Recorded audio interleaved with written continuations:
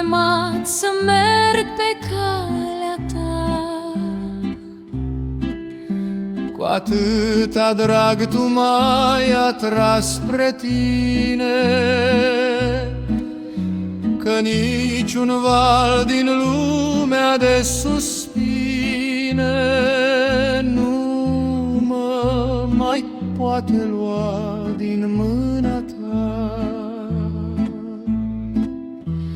Tu te-ai oprit, Iisuse, lângă mine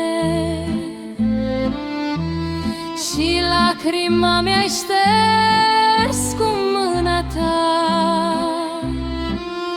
Mi-ai spus că pacea este doar la tine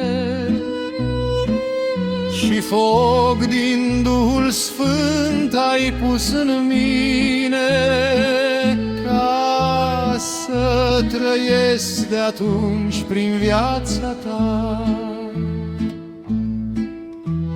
Tu te-ai oprit, Iisuse, lângă mine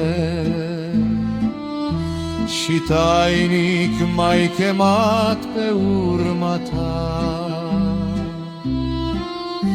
Dar nor de neguri vine ades spre mine. Ajută-mă să pot atunci, stăpâne, prin noapte să zăresc lumina ta. Tu te-ai oprit, Iisuse, lângă mine și nu mai vreau acum un alt alin. Cu ce-aș putea să te compar, stăpâne,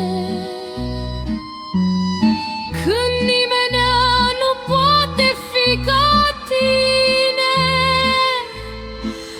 atât de bun, de mare și de sfânt. Tu te-ai oprit, Iisuse, lângă mine și nu mai pot uita privirea ta. O, ține